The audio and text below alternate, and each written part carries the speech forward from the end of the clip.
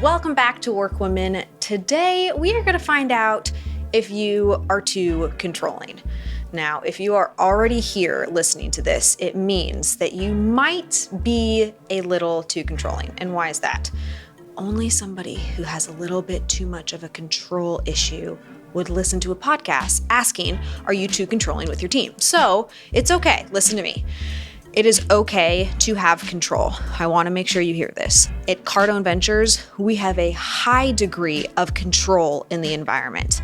When we are assessing whether or not you are too controlling or if there's too much of just that overreach in the environment, what we are not talking about is creating just this loosey-goosey place where people get to do what they want, when they want. There are no rules. No, absolutely not. However, there is a balance of being too controlling as a business owner who is not willing to go after new opportunities, who is not willing to spend the strategic time that they need to be working on the business, because instead they are controlling things, they are suffocating things too much by working in the business. So the macro, what I want to accomplish through today's podcast, I want to go through the difference between too much control, too little control. But then I'm also going to be giving you the steps for how you can start exercising the right type of control while still giving the freedom and flexibility to team members to be able to do things on your behalf. So let's take a step back here. When you started your business, like maybe close your eyes for a minute. When you started your business, what did you think it was going to be like? Just imagine, let yourself imagine for a minute. Did you think that you would be able to have this incredible team that was aligned with you, that was working with you in order to achieve your goals? Did that look like being able to have work flexibility to where you could potentially work from anywhere and you had the freedom to make the decisions of where you work and when you work? What did that picture of business ownership look like? Once you have that clear and solidified, now let's get back into present time. How is today different from what you thought it was going to be? Or maybe even better yet, when you see how other business owners are running their businesses and you think about their challenges, the ones that are successful, do you really think that Jeff Bezos or Elon Musk or Steve Jobs or Bill Gates are still worried about returning a call back about an invoice that a customer missed? Or they are following up with their front office person about making the outbound phone calls that were a requirement for their job? Probably not. So this picture of what's possible for business ownership in an ideal scene is also in alignment with why you started your business and the life that you were trying to create. We're not big believers over here in work-life balance because you get one life. You work in your life and your life is your life. So how do you strike that balance? Well, in order to get to where you want to go with your work structure, you have to learn how to duplicate what you do with your teams. And this is the scariest jump for most business owners. It's the jump from me being the person that's responsible because quite honestly, I'm good at it, right? You as a business owner, you're good at the things that you do. You're good at ensuring that you're following up with those customers. You're good at closing that sale. You understand your marketing and the brand positioning. Whatever it is that is your special sauce that you feel very confident in, there's a reason that you choose to do that. And that's because you are good at it and you know and you have confidence in yourself. But in order for you to get to where you want to go, you have to learn how to have confidence in your ability to train other people to do it. Now, don't mishear what I said. I didn't say you have to have confidence in their ability. See, when we hire new team members, I'm not just assuming that everybody has the ability to go and exceed my expectations. That would be a silly way for me to start hiring team members, because what you've likely found in your journey as an entrepreneur is people let you down. They don't do it the way that you would do it, which is the ultimate reason for why you gain back the control when somebody has done something wrong. So then the perpetual question becomes, how do you set up team members and have confidence in yourself to be able to do that over and over and over and over again in order to scale and grow a team that you believe in and that is in alignment with what you're building? Let's just dive on into how we do this. For some additional context, I am the executive vice president of operations at this fine company called Cardone Ventures. And over the last 2 years, we have hired 75 team members, 50 of which I was involved in every single interview.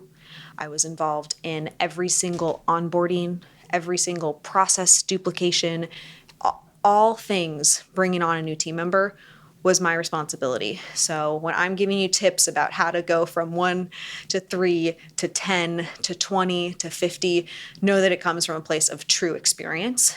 And in addition to the true experience, we don't just have 75 team members and we're just floundering around as a business.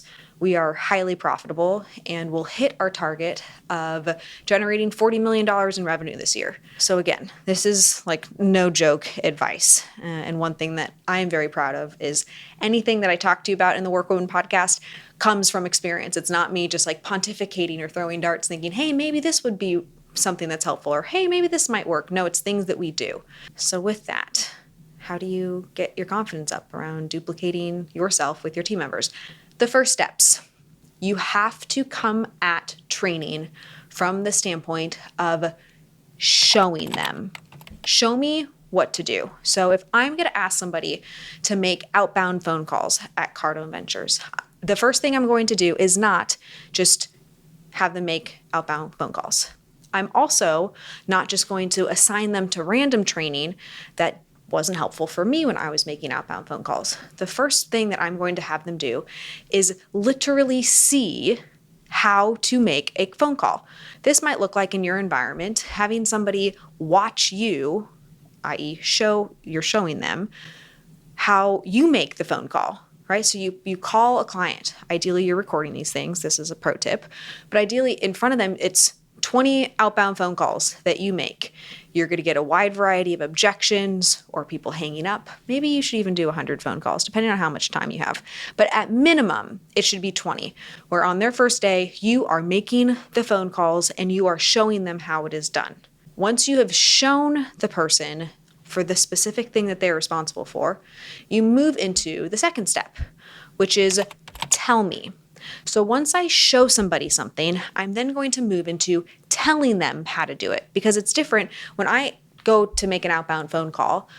Me just you just watching me do it has a different weight and context than me telling you, hey, you might not have noticed this, but I smiled. The first step is always to smile prior to going on to an outbound phone call, because the person on the other end can feel that you are smiling. Like there's actually a difference in your tone when I'm smiling versus when I'm talking like this. Second thing might be, hey, I'm pushing my shoulders back so that I'm confident when I'm having these outbound phone calls.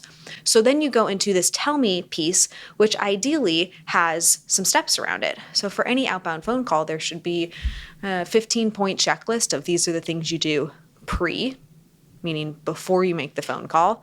Look up the client name, understand their business, maybe check out their website. Pre-steps. You have the during steps. Those are, all of the things that they would say, the scripts that they would use in order to complete the phone call. And then the last piece of that would be the post steps. So what does follow-up look like? Every process has before, pre, during, while it's happening, and after, post steps. That is in the tell me part of duplication and training somebody. So once you have gone through, hey, I've had you watch me make this call. Now I'm telling you these are all of the steps and all of the things that happened in order for that 20-second or that 2-minute or that 10-minute call to take place. The third step is let me. Only after you have shown and told do you let somebody go make an outbound call. As you let them do that, you're going to watch them hopefully fail. Hopefully they are failing. It is a good thing. Think of it as a positive that they are not 100% great at it. Because if they were 100% great at it, if they were magical and everything just worked so well and it was ideal, if they were so great at whatever role you have put them in, why did they come to work with you? Because if they could do that on their own and they didn't see you as the leader, as somebody who could guide them, as somebody who can show them, as somebody who's providing opportunity, you're going to have some natural tension and challenge in the relationship. So in an ideal scene, yes, they fail. They're not perfect. They are not you. Know and recognize and be comfortable with that is a really good thing. Stop beating up your team members or beating up yourself that you can't find great people because none of them are like you. They're not supposed to be like you. That's okay. They likely have never done this before in the way that you're asking them to do this, but you've been successful with it. So that is the beauty, the true beauty and opportunity of business ownership, and quite honestly, being a manager, being a leader, what we like to call being a coach. You get to show somebody how to do something, they get to improve, they get to become better at doing it. So in the let me phase, be okay with them at first, the first time they try it, not being a rock star. That's fine. Once you let them, then you move into the fourth step, which is the coach me phase. Feedback can be difficult for business owners to do in a way that it's actually constructive for their team members. You do not wait long periods of time to give coaching. As soon as you let them, especially in that early onboarding phase, you stay engaged with the work that they are doing so you can give almost immediate feedback. Now, here's the funny thing about coaching somebody. You will realize very quickly how good of a job you did in the tell me section, because if they, in the let me section, were just spitfiring and didn't really do what you thought you told them to do, but you look back at the documentation, you might find that it was ambiguous or unclear.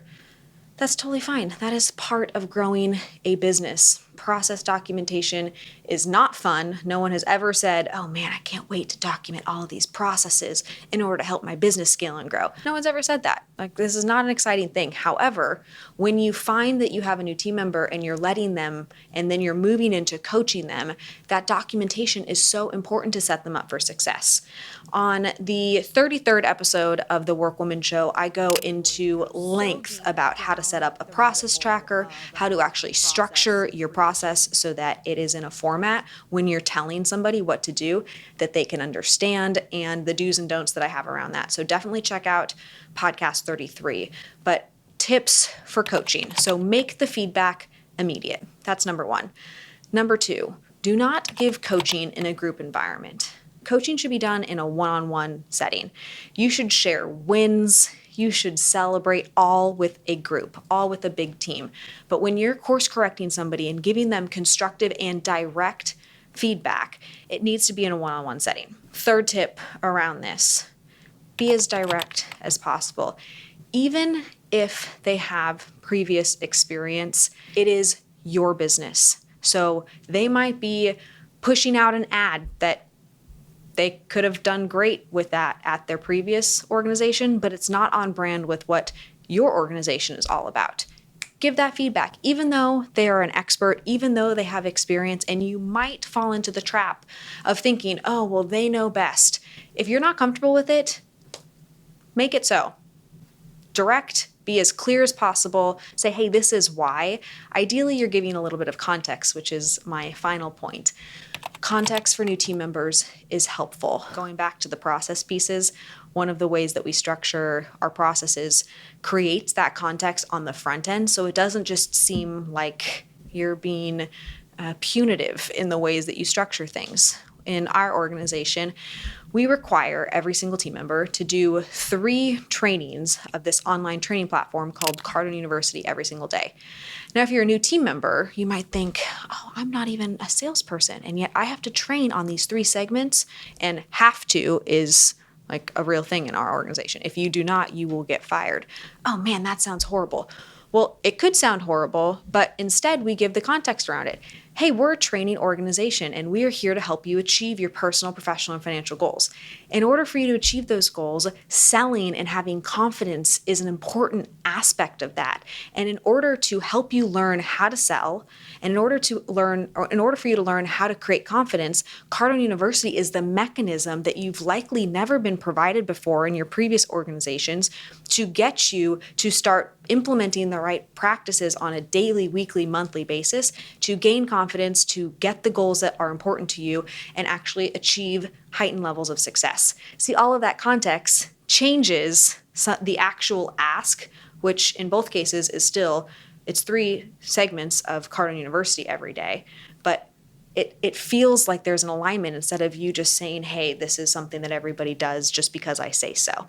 This sequence of show me, tell me, let me, and then coach me truly is the secret to the duplication of yourself.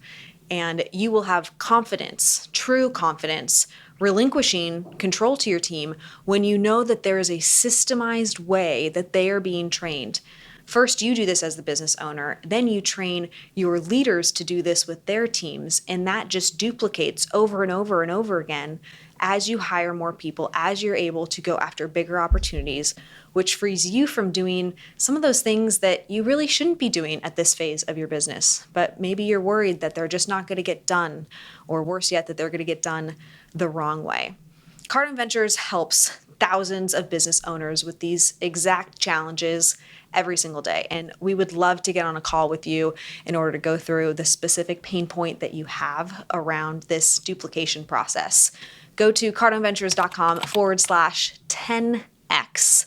That's cardoneventures.com/10x in order to talk to one of our highly trained consultants around the biggest pain point when it comes to duplicating yourself, so that we can get you in front of all of these business owners who have had significant successes through implementing these systems that we have to go from 1 million to 5 million in under 12 months.